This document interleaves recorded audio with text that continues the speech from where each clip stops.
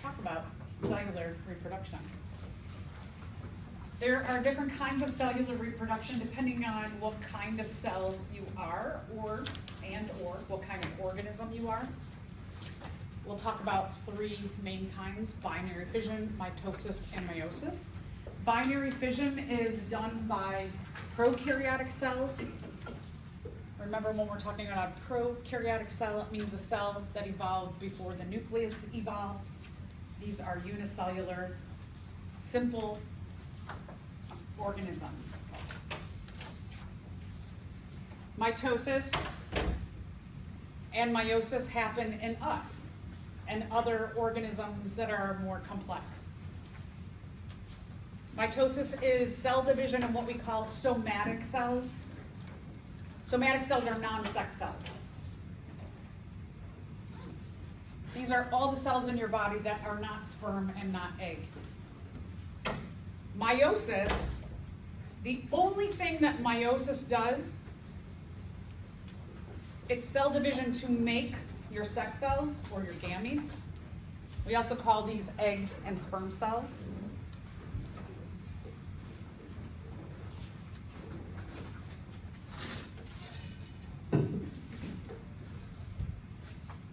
So this is the only thing meiosis does. Its only job is to make egg and sperm. Every other cell in our body undergoes mitosis. Some people call it meiosis. I was taught meiosis. However you want to say it. A little bit about sexual reproduction versus asexual reproduction. When we're talking about sexual reproduction, it means that you have a sperm and an egg come together. This is a bit more complex and beneficial in terms of evolution because you get the mixing of genetic information, genes from two different organisms. Sexual reproduction, again, uses gametes, sperm and egg.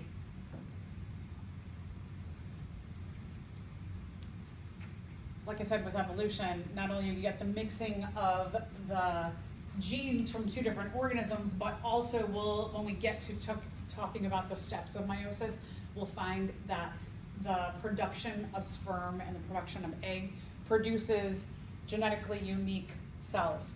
So that all of we call them oocytes technically, and females, all the oocytes are genetically different from one another. Basics are the same, but there can be a lot of different variants in there. We'll get into all this genetic stuff in this unit. And sperm, they are all different from one another. We know this because if you have siblings, or you know people in the world who have siblings, unless they are twins, they're genetically identical, and in some cases it gets complicated, but not all twins are necessarily genetically identical, especially we're talking fraternal twins who are from different sperm and egg. But even if they're from the same egg, there can be things there that gets in a whole other level. But when you're looking at siblings come from different sperm and egg. And so if this weren't true, everybody, all siblings would be exactly the same. So we have genetic uniqueness in sexual reproduction. In asexual reproduction, the cells come from one single parent. You don't have two parents. So no sperm and egg. This saves a lot of time. It saves a lot of energy. You don't have to go find a mate. You don't have to have a system that produces sperm and produces egg. So it does save a lot there. Offspring are produced through mitosis and also binary fission. If we're talking about us and our bodies, we do meiosis for making sperm and egg, and then we do mitosis for the rest of the cells in our body, but binary fission is also a form of asexual reproduction. And offspring are as genetically identical to a parent cell as you can get. There's always, and we'll talk about this later, when DNA is copied to make a new cell, because the volume of DNA is so much, there's always mistakes that can be made. Just like when you copy things down, you might copy a few letters here and there incorrectly. So nothing is, these are very generalized terms in terms of identical.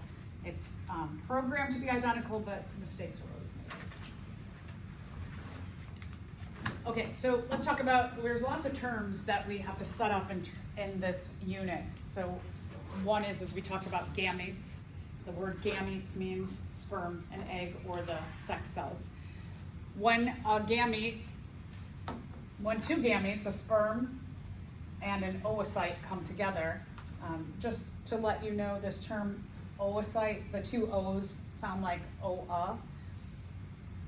Eggs are not called eggs until the oocyte is fertilized. So a lot of times, like in our everyday lingo, we will call an oocyte an egg, which technically is not correct. So the egg, the oocyte, when it is fertilized, what is made is that when the DNA from the sperm and the DNA from the egg come together, they make what is called that first cell, the zygote.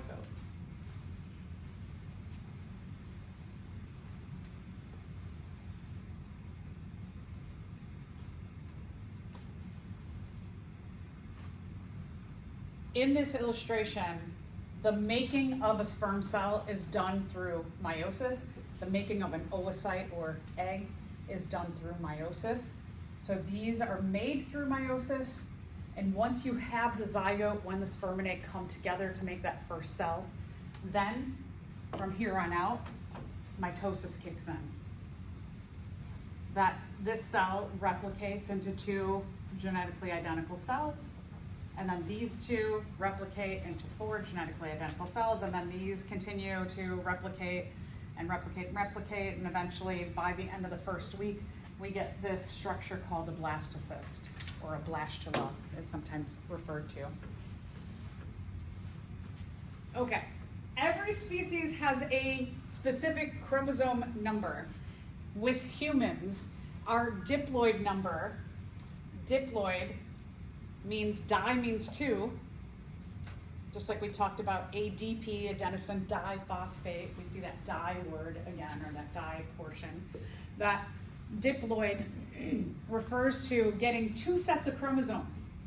Who do you get the two sets of chromosomes from? The two parents? Yeah, your two parents, yes.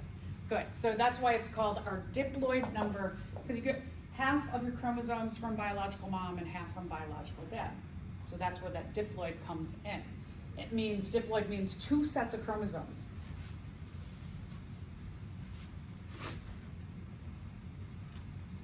Again, one set is carried in the sperm, one set is carried in the egg, and then they come together and give us a full set of chromosomes, which we call our diploid number.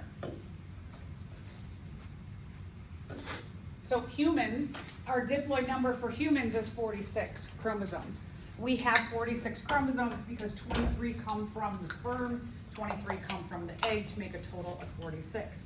All the cells in our body have the diploid number, except for, in biological females, the oocytes or eggs, and in biological males, the sperm. So every cell in our body is diploid, or has 46 chromosomes. Egg, oocytes, 23, sperm, 23. Everything else is diploid. So you can see here again, and we'll get a lot of these terms that I'm just talking about right now, they will be defined as we go through this chapter.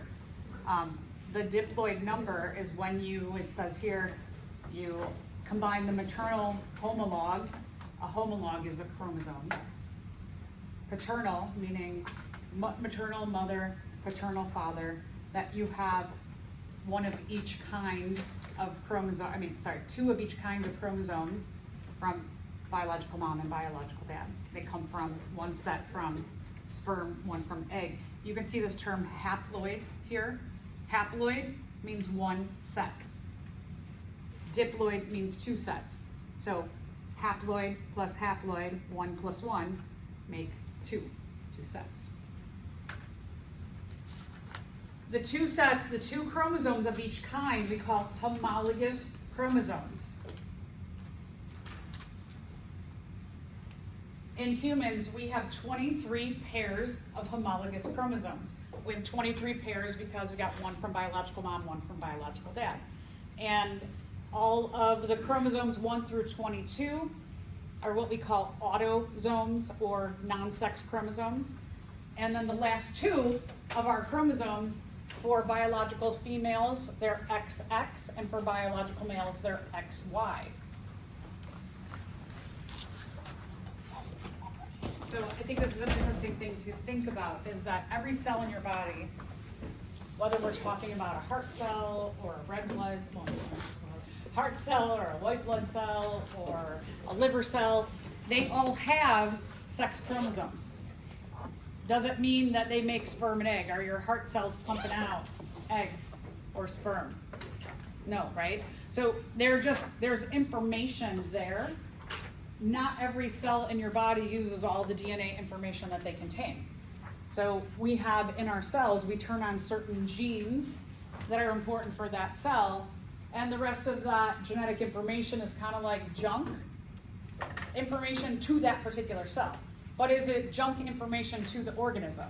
No, right? So all of our cells have all of the same programming abilities in our genome, in those 23 chromosomes from biological mom and 23 from biological dad, but not all of the genes are working and turned on in every cell.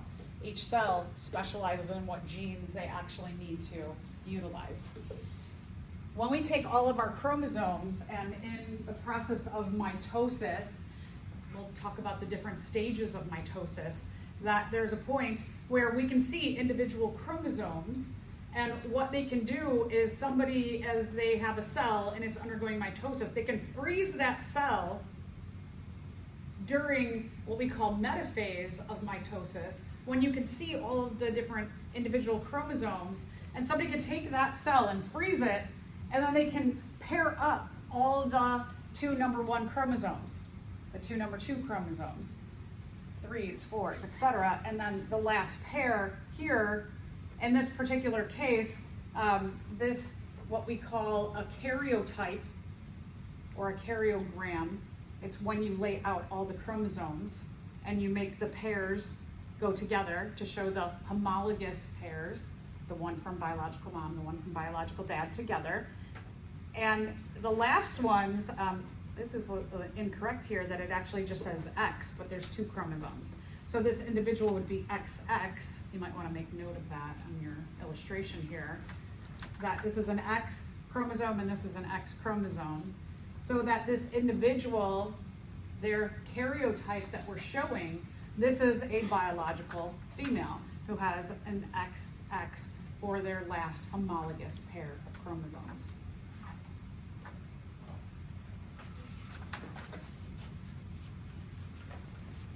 On each of our homologous chromosomes, you have gene locations. They're called gene loci, is plural, locus is individual. Based on work that people have been doing on the human genome and other genomes as well of other organisms, is they are starting to map out on chromosome 1, what are the genes that we find and the order that we find them in those strands of DNA. Now, one of the things is that we do have, for humans, we have the entire genome mapped out, but we don't know what the entire genome means yet. And that's, if you're somebody, again, who likes puzzles and you're kind of interested in bioengineering, you could work on, like, the Human Genome Project, for example. And you could be a person who starts to look at pieces of DNA and try and figure out, what does this mean?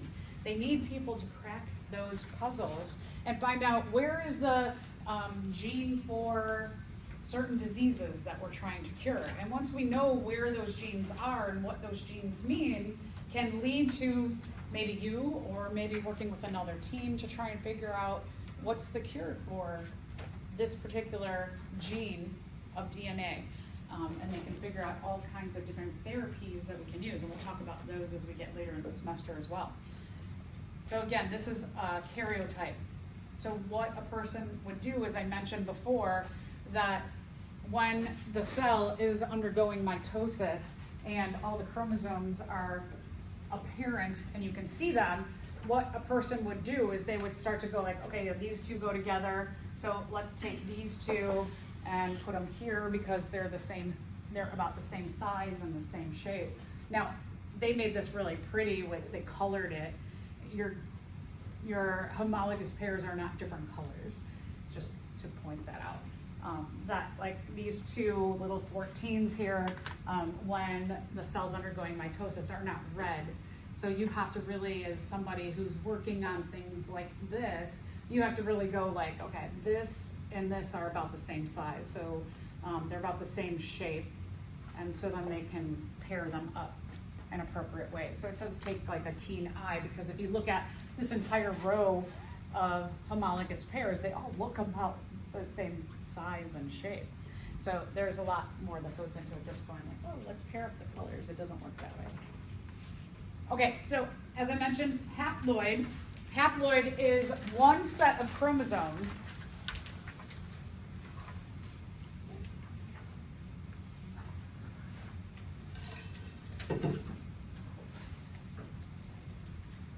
the oocyte or egg and the sperm each have one set of chromosomes. Haploid is 1 plus 1 make 2. 1 plus 1 make 2. Haploid plus haploid equal diploid. We'll refer later to haploid number and diploid number in terms of N in science. When we talk about a number, a total number, we like to use the term N, or the letter capital N, to represent the total number. So you have N and N here. Haploid means N and haploid means N. And diploid, what you're doing is you're taking N plus N equals 2N. But your N means one set of chromosomes and your other N means one set of chromosomes. So another term here, that haploid means a set of chromosomes which is represented by one N and one N. And one N plus one N make 2 N's. Haploid plus haploid make diploid, N plus N make 2N. So number-wise, if we know that N equals 23 and N equals 23, we can take this equation and plug in our N's and go 23 plus 23 equals 2 times, and you could also go 23 or 23 plus 23, each making 46 total chromosomes.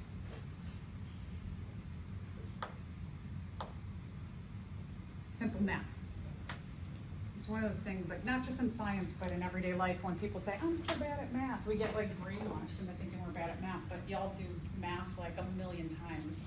Maybe not a million, but you do math quite a bit all day long and don't even realize you're doing math. So as humans, we're actually really good at doing math. And anyway, I could get more into that. But. All right, so again, N plus N, N plus N, 23 plus 23, make 46, haploid plus haploid, make diploid. Here,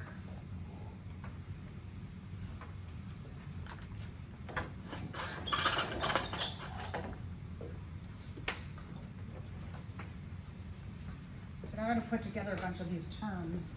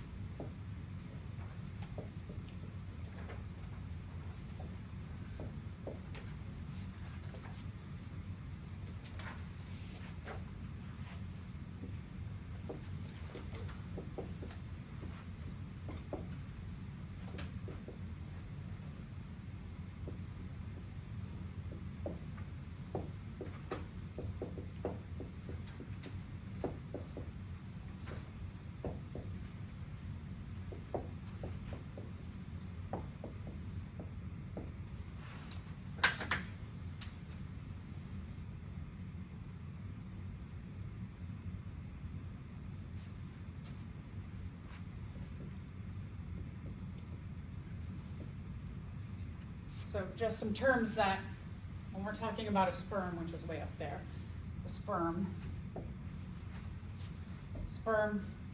has an N number of chromosomes, which means one set of chromosomes, I'll put N again, and means also haploid. Same with the oocyte. Remember, oocyte is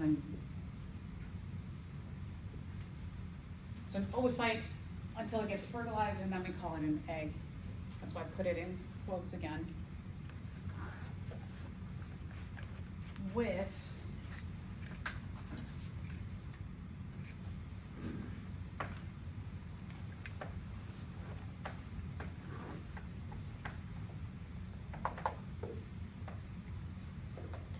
the sperm and the egg are formed in meiosis.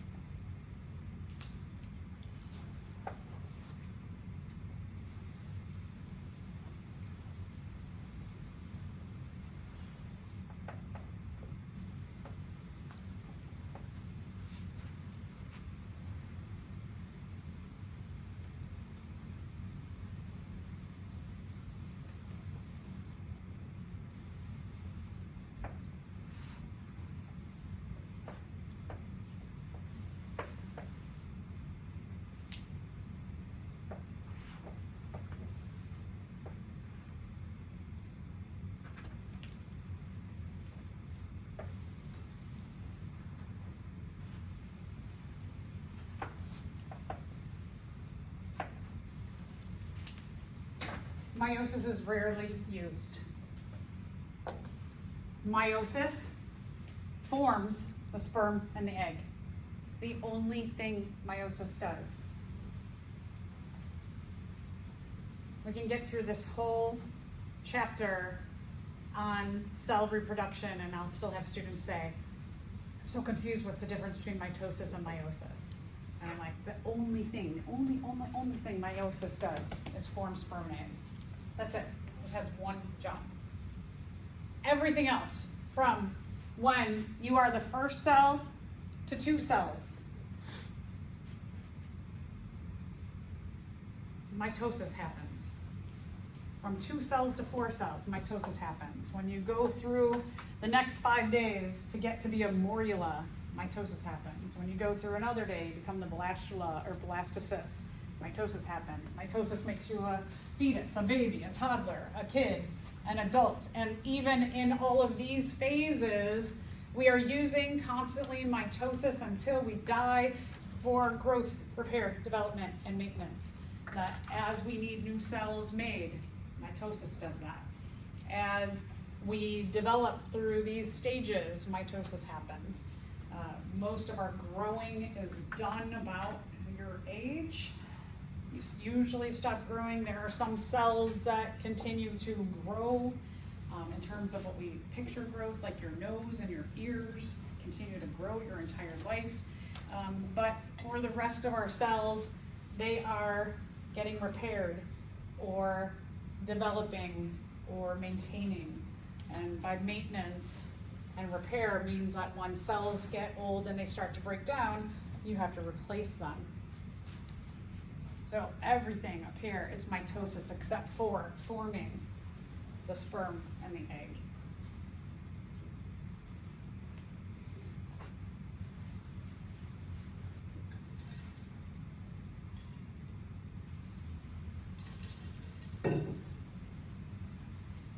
All right, so let's talk about our genome. I mentioned this. The genome are all of the genes that an organism has. Genes are functional units of how we are organized, how we develop. It's the instruction manual for us. and everything we do, how our internal physiology works, how we look, our behaviors, it's all in our DNA. We'll get a lot more into the DNA part of genes in the last unit when we talk about what is DNA specifically, but we're going to use this unit to talk about, like, in mitosis and meiosis, how do all the chromosomes with the genes on them, how do they separate? And then we'll also talk about what are some inheritance things, like how do we inherit information from parent to offspring cells. An allele is an alternate form of a gene. So an allele is a gene. It's just that we have some possibilities of getting different genes. Like if we're talking about handedness, for example, we have handedness are the genes. Our handedness is the trait, and the genes are right-handed or left-handed. So our right and left-handed genes are alleles. They're alternate forms of a gene. You can have this one, or you can have this one. You can have two of these, or two of these, or one of each of these. So an allele is an alternate form of a gene. What are the possibilities of genes you can have for that trait? That's an allele. A trait is the description of what the genes do together.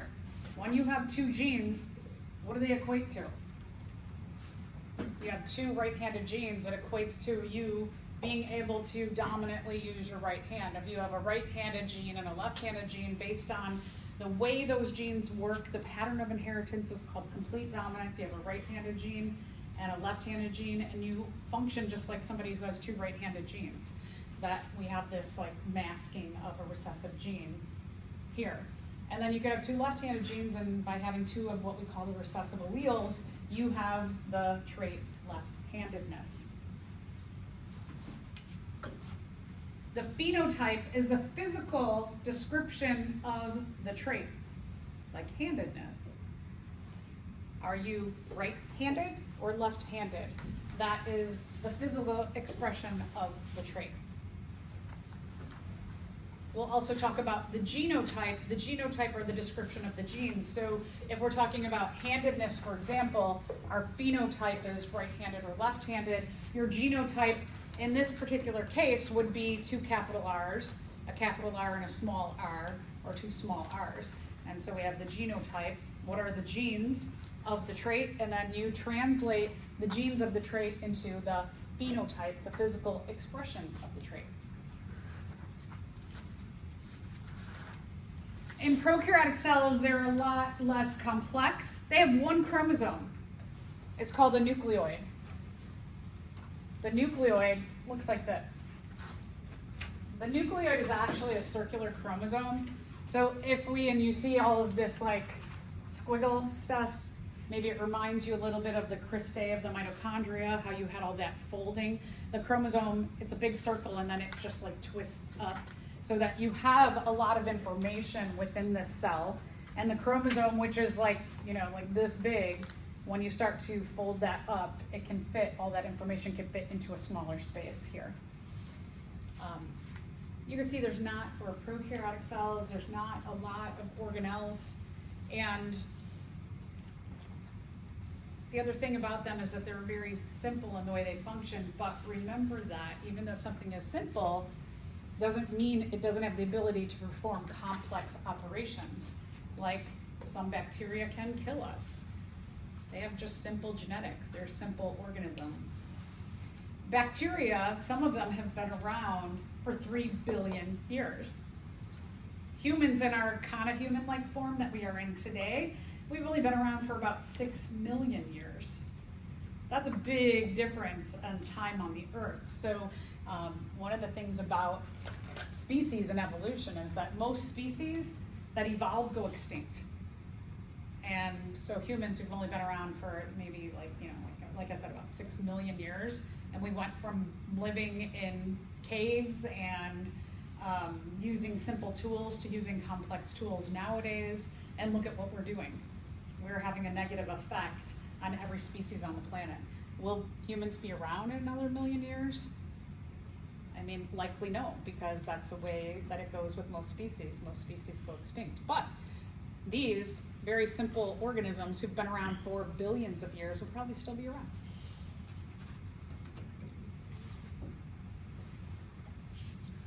Eukaryotic cells, a lot more complex. We have a lot more organelles. You can just see between like this picture and this picture, there's a lot more things labeled, right? So the idea between the two of these is that you've got simple and you've got complex. The other thing is that they have one chromosome. With eukaryotic cells, and another thing I want to point out is the nucleoid, it's just floating around. Well, it's usually attached like to the inner plasma membrane, but it's in the cytoplasm. It's not protected. With eukaryotic cells, we have a double-bound membrane organelle to protect our DNA called the nucleus. So that membrane can regulate what comes in contact with our DNA. So there's a lot more protection for us and our DNA as a cell. We also have a lot more chromosomes. Like humans, we have 46 chromosomes. So in this nucleus, we have 46, and you can see they kind of highlighted them in a little bit different colors. That you've got 46 chromosomes or 23 pairs in here, whereas this has one chromosome. Because we have so much more DNA to deal with and so many more chromosomes to sort out when reproduction happens, eukaryotic cells have to have a very complex system of replicating everything in the cell. Every organelle has to double to make 2 new cells, and especially the organelle, the nucleus has to double, which also means the DNA has to double. What it also means that when you replicate the DNA in the nucleus, and for humans, if we have 46 total chromosomes and we then double them all, and we have 92 chromosomes, can you just take any 46 and put them in one cell and any 46 and put them in another cell? No, that would really mess things up, right? Because we have a specific 46 that organize and construct us. So during the process of cell reproduction, you have to make sure that each of your 2 new, we call them daughter cells from a parent cell, each of our 2 new cells get 2 number 1s, 2 number 1s, 2 number 2s, 2 number 2s, 2 number 3s, 2 number 3s. And not only 2 number 1s, but a number 1 that is replicated from biological mom and biological dad, right? What if you get 2 chromosomes? You have to specifically make sure that each one gets a mom and dad chromosome and a mom and dad chromosome, because even with the 2 number 1s, if you get 2 dad chromosomes and 2 mom chromosomes, things can go awry. So this has to be a really perfectly orchestrated and organized, the process of replication of these cells, whereas when we're talking about prokaryotic cells, it doesn't have to be as well organized and orchestrated. So let's talk about when prokaryotic cells undergo cell division. It's called binary fission. Bi means 2, just like die and bi both mean 2. Fission means split. This literally means that the cell is going to grow twice its size and split into 2.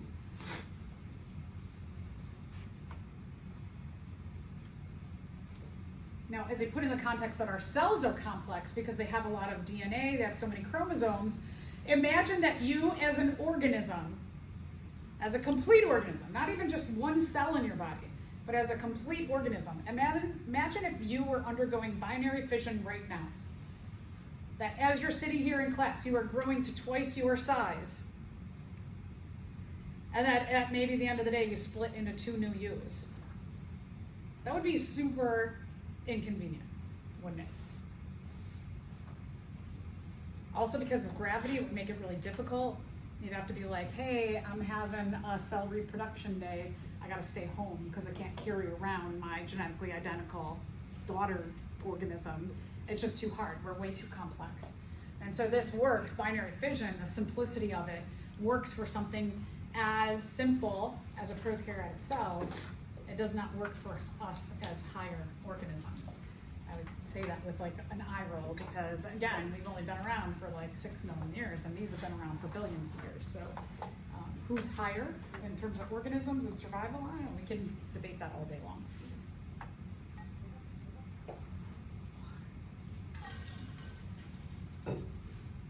Before cell division, and I say this just in general, cell division, whether we're talking about binary fission, mitosis, or meiosis, any time a cell is going to divide, the DNA first has to replicate. It also implies that everything has to replicate. You have to get 2 of each kind of organelle. So not only just the DNA, but like in this case, the nucleoid region, in our case, the nucleus, but also you have to get 2 new Golgi bodies, 2 new endoplasmic reticulum, 2 new everything. So everything has to replicate. But we focus on this chapter, we're focusing more on the genetic material. So just remember, before cell division, everything has to replicate, and very specifically, we're gonna focus on the DNA has to replicate. When we're talking about the prokaryotic cells, the DNA, again, is called a nucleoid. It's 1 circular chromosome. It's floating around, well, it's not floating around. It's exposed in the cytoplasm. It is attached, so it does kind of stay in one place inside of the plasma membrane.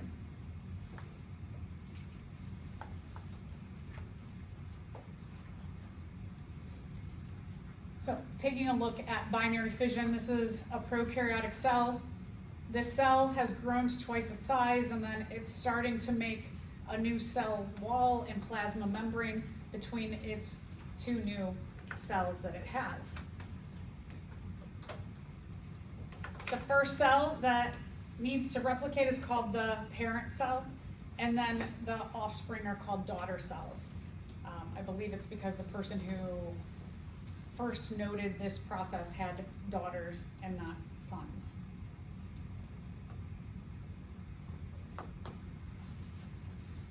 So this just simply shows you what would happen. Remember, again, this is a lot more information than just like that size squiggle, that it's like really big and wound up tight. So here's your parent cell. All of the organelles replicate. You can see we're specifically focusing on the nucleoid region. You get 2 of those.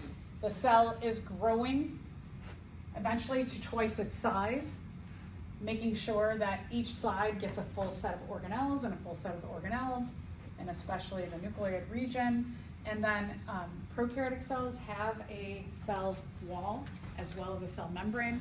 So they're going to make not only this yellow cell membrane, but then they make a cell wall, and they become 2 daughter cells. So now let's get into mitosis.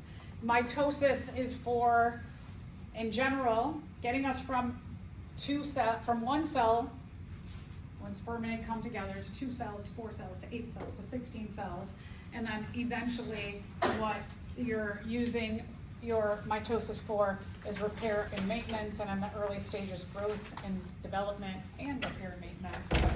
We utilize this our entire life.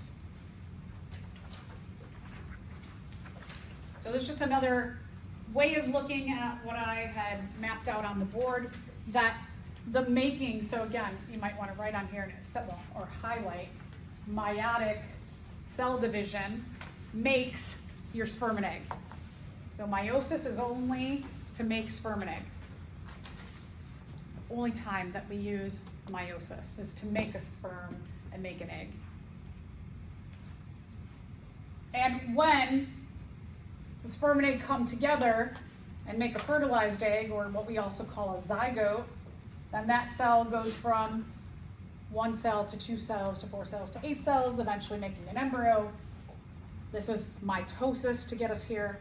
So mitosis to get to be the embryo, mitosis to form the full baby, mitosis to get back to, or get to being an adult each.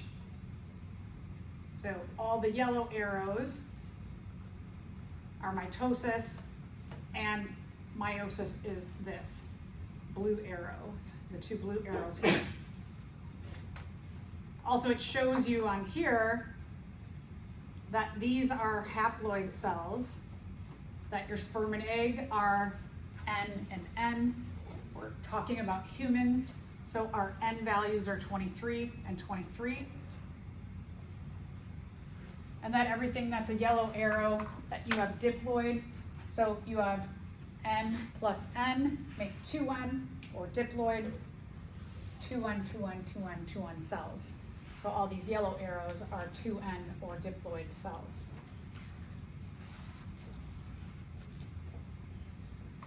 chromosome number. Chromosome number has to be constant in our cells. I know in American culture, we often think like bigger is better, and if you have more, that's amazing. But when we're talking about DNA and genetics, having even a little bit extra DNA can be catastrophic. So one of the things that's also important about having mitosis, meiosis, or binary fission perfectly orchestrated is that we want organisms, we need organisms to have the exact right amount and right kind of DNA, or it can kill you or cause some really awful disorder or disease. So having not enough, I mean, like I think having not enough makes sense, right? If you don't have enough DNA, how are you going to make the full organism? But having too much is equally as bad as not having enough. So this has to go perfect. And having distinct chromosome numbers and maintaining them from meiosis, the 23 and 23 to make 46, and then continuously making 46 chromosomes in all our cells is really, really, really important that that goes well. The parent cell yields 2 genetically identical daughter cells.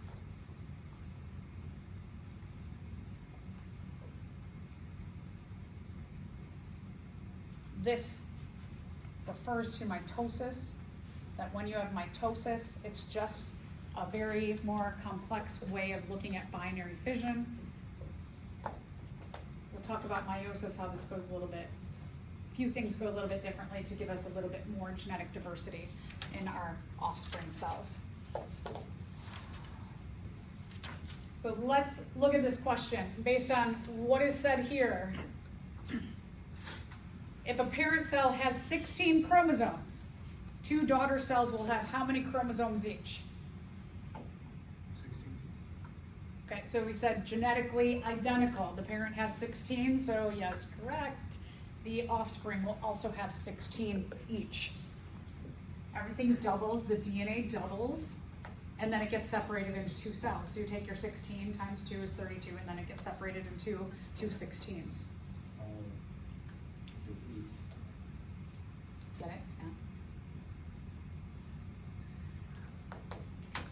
Yeah. Eukaryotic chromosomes. So like us, we are eukaryotic.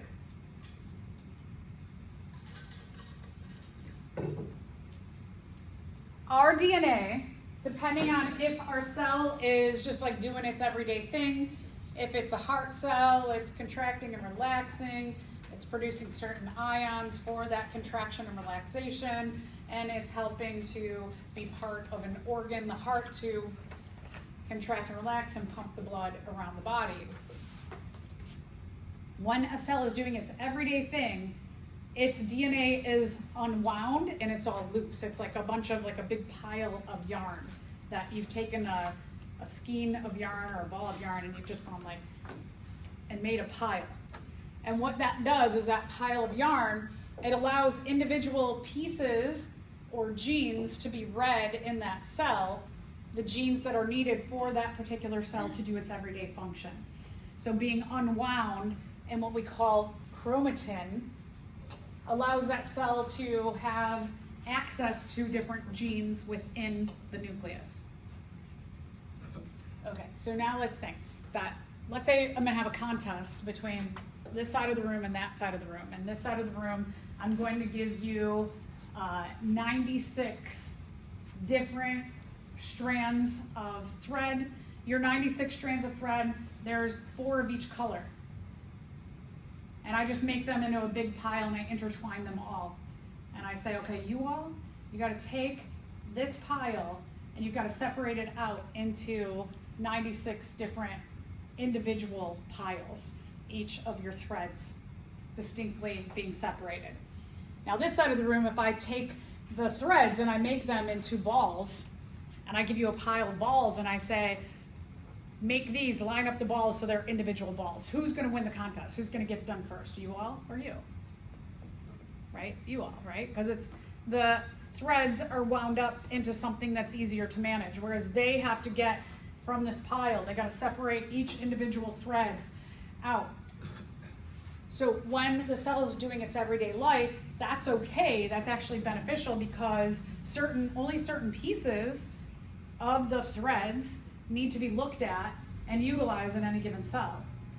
But when we're undergoing cell division, do you think the cell wants to just start by like, okay, so we got to separate, we got to double this DNA that's all unwound, and then we have to replicate it, and then we have to separate it into 246s and make sure they're all the right kind.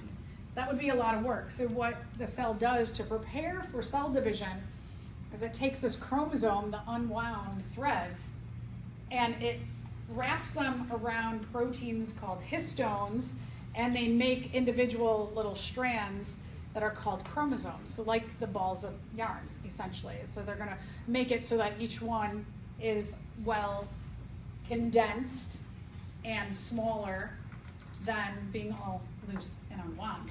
So the cell gets really organized. And when we call these linear wound pieces of DNA, when we go into cell division, is we call them chromosomes. Everyday life, it's chromatin. Cell division, it's chromosomes. You only see distinct lines. What you saw in the karyotype, you saw those little hairs, that those were chromosomes. But your chromatin, what that looks like under the microscope, is if we take a look here, that this is what the DNA looks like. That pile, those piles of yarn look like this. So this cell is just doing its everyday thing that it needs to do. This is a plant slide. This is doing all these are doing their kind of everyday thing. So all of these have chromatin, chromatin, chromatin, chromatin, chromatin, chromatin, chromatin. When we are looking at cell division, that on this slide, I can see only a few cells that are undergoing cell division, and I can see the formation of these distinct lines called chromosomes, like here when I see the distinct lines, or here, I can see the chromosomes are doing something. And like this one, for example, the difference between this and these, there's a number of differences just visually, is that when we're looking at this, it doesn't have this dark circle. The dark circle is the nucleolus. This is wild stuff that the nucleus does. The nucleus temporarily dissolves the nuclear membrane so that allows the chromosomes to utilize the whole floor or space in the cell, because you got to make sure, again, you got to separate 96. So you got 46 chromosomes, you replicate them, you need to move those all around. And even though the chromosome structure makes this a lot more efficient, it still is hard to do that in this little bit of space. So the nuclear envelope temporarily dissolves. It goes from like polymers to monomers. And then those monomers just float around in the cytoplasm. And then the nucleolus temporarily dissolves. So you don't see a distinct circle around the DNA in these cells that are undergoing mitosis, right? Because the nuclear envelope has dissolved. So that's one clue that these cells are undergoing mitosis. Another clue, you don't see the dot. You don't see the nucleolus. It has temporarily dissolved. And our third clue is we see actual structures rather than this just looks like, it looks like there's dots in here, but it's just like those strands some of them are higher and lower because this is a microscope slide. We're seeing like a 3-dimensional thing in 2 dimensions. So the strands are like this, and so top strands will be darker, and then the lower ends of the strands will be lighter. So, but we do see these complete circles. So here we do start to see the chromosomes are starting to do what we call condense. And so this is an early phase of mitosis, and then we see the actual lines here, and you see the actual chromosomes. So chromosomes, chromosomes, chromosomes, chromatin, chromatin, chromatin.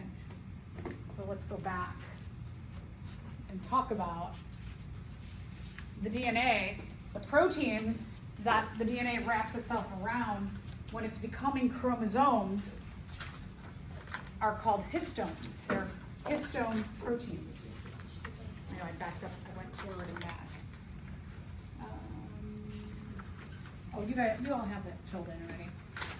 It is filled in your book. Yeah. Okay, so back to our telomeres. The telomeres, they protect the caps of the strands of DNA. So one of the things that they found is that every time your cell reproduces, that the telomere DNA breaks down a little bit more and a little bit more and a little bit more, so that the DNA gets less and less protection over time, which is one of the reasons why we age. So if you all can figure out how to maintain your telomere DNA with every cell reproduction, you have the answer to aging. And people, like, they want to age, so they'll pay a lot of money for that. See, I give you all kinds of ideas how to be super rich in this class. I just teach it. So please, if you ever become super rich, just float my kids maybe college education. That'd be awesome. I mean, super rich from my ideas. That's what I'm telling you. Or if you want your own ideas, you want to float me some ideas, it's cool too.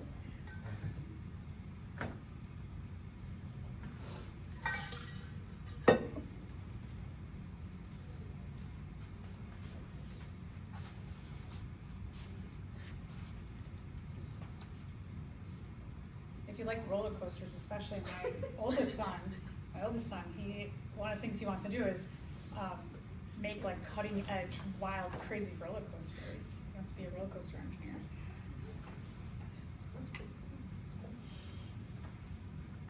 All right, so you guys all have this? Yes. Great, look at us. We're all on the same page for once. One time. All right, so again, just more ways that, so this is how, when you have your two number 1 chromosomes, you have the one from biological mom and biological dad, and then, when the DNA replicates, you have it again, that the mom copy will connect to the genetically identical copy through these cohesion proteins so that they can stick together, and temporarily, it's like a temporary glue, and this is called the attachment site for these. They're made of these little tubes, and then when all of the chromosomes, we'll see in my metaphase of mitosis, that the mom number 1s line up like this, and the dad number 1s line up like this, and the mom number 2s line up like this, and the dad number 2s, and they all line up down the middle. And then at precisely the right time, what happens is this web called a spindle pulls these apart, pulls these attachment cohesion protein centromeres apart, so that you get one mom number 1 on each side, and one dad number 1 on each side, and number 2 mom on each side, number 2 dad on each side. So it's super organized. Simple, but organized. That's one of the things about life, is you learn that Occam's razor is usually the simplest answer is the correct one. Is that we see this in ourselves, that doing things simply, when you complicate things too much, sometimes you gotta take a step back and go back to simplicity. It's amazing that our cells do this. So here you can see, the other thing is we have these terms here that when you have a single strand of DNA, it's called a chromosome. When they are replicated and attached, we now call them sister chromatids. This is a big question that students often have, is that we get through all this and then they go, wait, I still don't know the difference between a chromosome and a chromatid. Chromosome is a single, so this is a chromosome. It's a single strand of DNA. Chromatid, we often call them sister chromatids, is the replicated chromosome. Chromatid, replicated chromosome. It's nice to put it, and it says here, duplicated chromosomes are chromatids. So a chromatid is a genetically identical replicated chromosome that's connected to its partner, its sister. So when they're connected, they are chromatids. When they are alone, they're chromosomes. So chromosomes, chromatids, chromosomes, chromatids, chromosomes, chromatids. A lot of terms. There's a lot of terms. They're very picky terms. So here again, we have chromosomes replicated to become sister chromatids attached in the middle by these cohesion proteins. That area is called the centromere. And then when they separate during metaphase, or I should say anaphase, they separate, and they become chromosomes again. Chromosomes, chromatids, chromosomes. Chromosome, chromatids, chromosomes. All right, back to all these little terms. Each species has a characteristic number of chromosomes. We call that the 2N, because they get one set from biological mom and one set from biological dad. 2 sets. N plus N make 2N.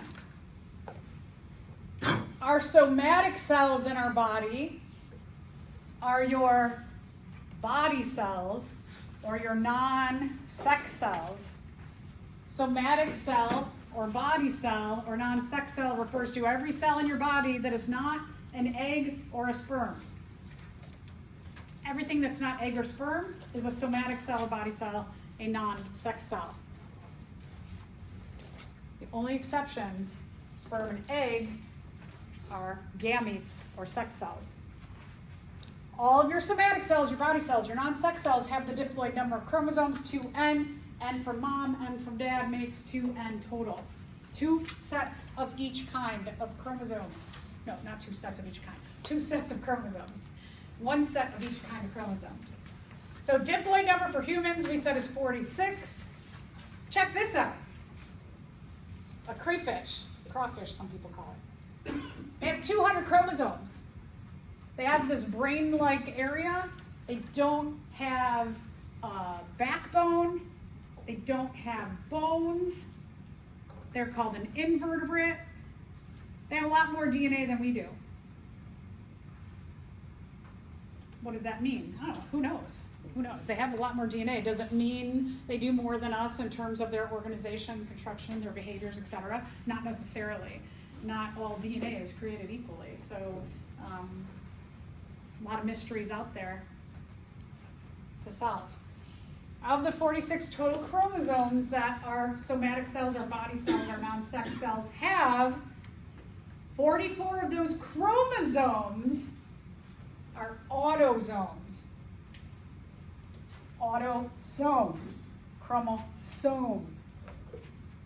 An autosome is a non-sex chromosome. A somatic cell is a non-sex cell. You gotta get these terms in your head clear. Autosome is a chromosome, right? It's got the same ending. A some. So, of our 46 chromosomes we have, right? Like that whole picture that had the 2 number 1s, 2 number 2s. Of all those, if you go back to that picture, what you saw was the last 2 on that karyotype were an X and an X. These are your sex chromosomes. All the rest of those chromosomes are what we call autosomes or non-sex chromosomes. XX are the sex chromosomes for a biological female, XY for a biological male. 23 pairs of chromosomes. 2N means 2 times 23.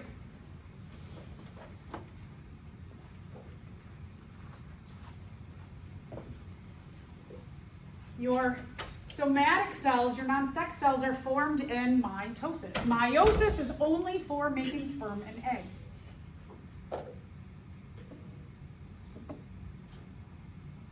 So look at this. So this, what is this a karyotype of? A dog, a human female, a human male, Human male. 48 chromosomes? That is not as, well, it doesn't, it has 22 pairs, 44 plus 2 more, 46. So yes, it is a human. This one, in this case, is a human male.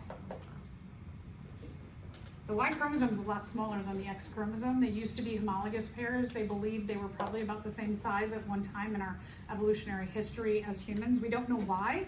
The Y chromosome has been losing genes all the way through evolutionary time. The Y chromosome has all of the chromosomes that are needed to make a biological male. If we lose, as a species, if males lose one more gene, we would probably not have biological males anymore. Other species have done things, like bees can make offspring through what's called parthenogenesis. A female can produce eggs that become offspring without the assistance of sperm from a male. So other species have figured it out. All right, so haploid number is N. The haploid number is one of each kind of chromosome, one set of chromosomes. Only sperm and egg have the haploid number.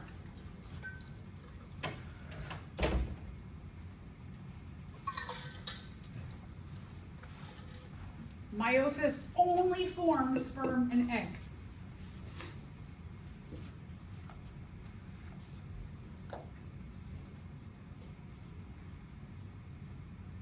The haploid number in humans is which one? What's our haploid number? Our haploid number is 23. Our diploid number is 46. 23 times 2 is 46. 23 plus 23 is 46. So humans, N is 23, and the crawfish is 100. They had 200 as their diploid number, so 100 would be the haploid number. In humans, if we have 23 chromosomes, 22 are autosomes. And you get one sex chromosome in biological, or in egg, and one sex chromosome in sperm. So for humans, the oocyte, or the egg, can contribute only an X, because we're, as biological females, XX. We can only give X's, but for biological males, they can give an X or a Y. So the males determine, the sperm determines the sex of the offspring, because females can only make females, whereas biological males can make females or males. All right, sister chromatids again. Sister chromatids are duplicated chromosomes. When a chromosome replicates prior to the process of cell division, each of the chromosomes gets a genetically identical sister chromatid. Chromatids are single chromosomes. No. Chromosomes are singles. Chromosomes are single lines of DNA. Chromatids are when they are replicated and attached at a centromere, at an attachment site. Chromosome, sister chromatids, chromosome, sister chromatids, chromosome, sister chromatids, chromosome, sister chromatids, chromosome, chromatid, chromosome, chromatid. Sister chromatids are genetically identical as much as is possible to not make mistakes.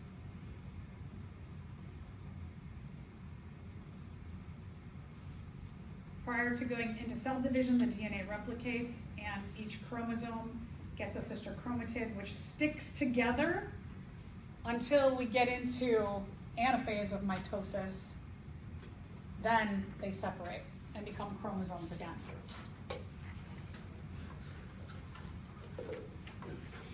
When you go back and review this after we go through mitosis also, you'll be like, oh, that makes a lot more sense. So, again, chromatids, they are connected in an attachment site called the centromere, replicated DNA. These are also chromatids. You can see that here under an electron scanning microscope, a really powerful microscope, you've got replicated, they look pretty much identical to each other in their pairs. Not all chromosomes look like, like this maybe, or more equal on each side. Sometimes they have a small part on top of the centromere and a longer part at the bottom. Okay, chromosome, chromatid, chromosomes. So let's talk a little bit about the cell cycle. Cells go through cycles where they are in interphase, and then they undergo mitosis. So they kind of switch interphase, mitosis, interphase, mitosis. Cells spend the majority of their life in interphase. Interphase has 3 different parts. It has G1 growth 1. The cell grows in size, it replicates the organelles. Synthesis, the DNA duplicates. In growth 2, it just kind of cleans up the rest and it's ready to go for mitosis. Mitosis is when cell division happens. We call it the cell division state.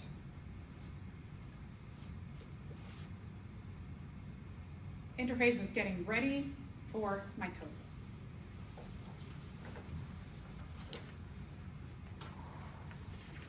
So this is why you have the cell cycle, that here's G1, S, G2, and then you have the parts of cell division, which are prophase, metaphase, anaphase, telophase, and cytokinesis. Probably these are ringing bells for you. I'm sure you went through it before. We'll come back to that question some other time. I want to just walk through the phases of mitosis, do it like a quick review, and then we'll come back to the notes and filling them in next time, but at least so that you have an idea of what you're looking for underneath the microscope. So just, this is more of like sit and listen, and next week I'll come back to the notes part of this. So when you're looking for interphase, when you have interphase,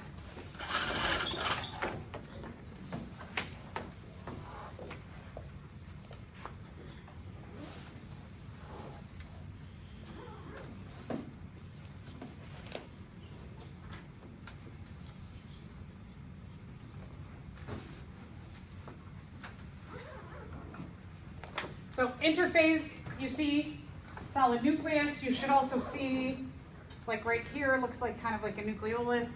You see nuclear envelope, and then you see like a bunch of lines.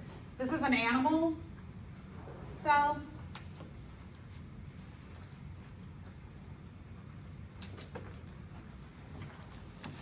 Oh, my DNA is going out of the nucleus. And so that was what interphase will look like when you're looking at plant, animal.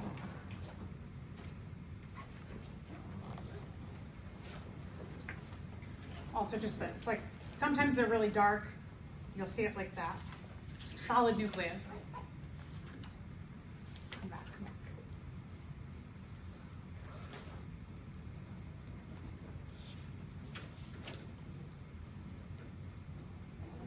back. Okay, prophase.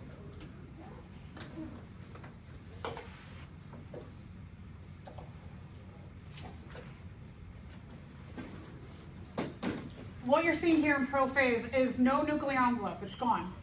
This is the nucleolus, it's going off to the side to start to dissolve at some point, it'll dissolve. So that'll dissolve away. There's no nucleus, and you're starting to see like the chromosomes starting to form. So you might see some dots and some little dashes and lines. No nucleus. In the plant,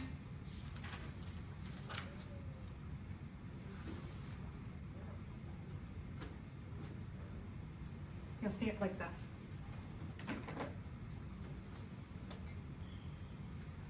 Pro-metaphase, you'll just see them more like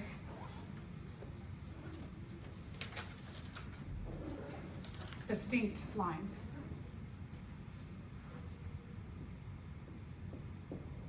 That's pro-metaphase.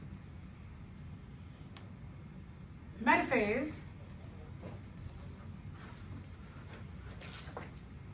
metaphase, the chromosomes are all lining up at the middle. See these lines here? This is called the spindle, and it's going to attach to all the chromosomes so that when you have the sister, you can't see this under the microscope, but essentially you have two of each of these here, and that the spindle is going to take each two and pull them apart. In the plant, it's going to just look like a dark, almost like, it looks like this in the plant. Kind of looks like that. That's metaphase. Think metaphase middle. You're seeing the chromosomes in the middle. You're seeing a line in the middle. Metaphase middle. Anaphase, these actually get pulled apart. So your chromatids are chromosomes now. This is what we call anaphase. You see a little space in the middle here? You see the lines here? The chromatids have been separated into chromosomes. And you see the spindle, again, is like the pulling force there. Anaphase. Anaphase in the plant will look like that. And then telophase. In the animal, you're going to see a figure 8. You might see that the plasma membranes made it all the way across, but basically what you're looking for is you're looking for that. You're looking for like a figure 8, and then you're looking for 2 dark spots that are kind of rectangular. In the plant,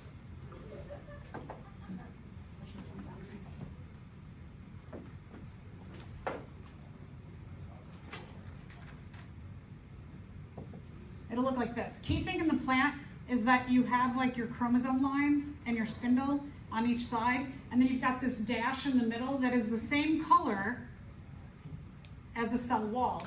It's what we call a cell plate.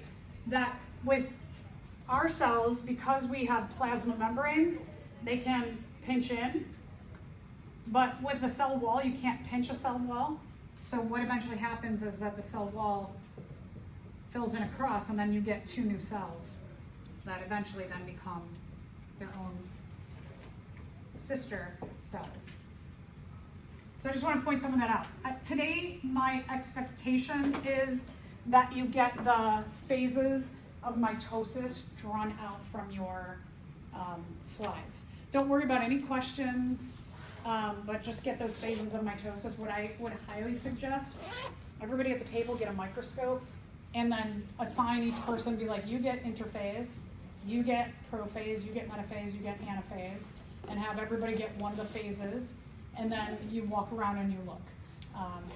There's labeling to be done, but you might want to wait till next week to do the labeling. Just get the illustrations, just get your illustrations drawn.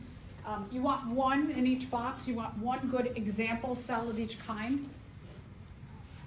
Please hear me on this. Many of you lost points because you didn't do that on the diffusion lab. Is that when you have a box like this for interphase, I want to see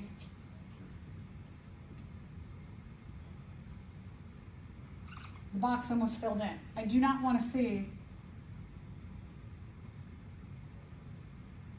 that or a whole bunch of cells that you're just like, look, it's interphase. Like, 1 big example cell per box. So take 1, blow it up to the size of the box. Okay, let's go to lab.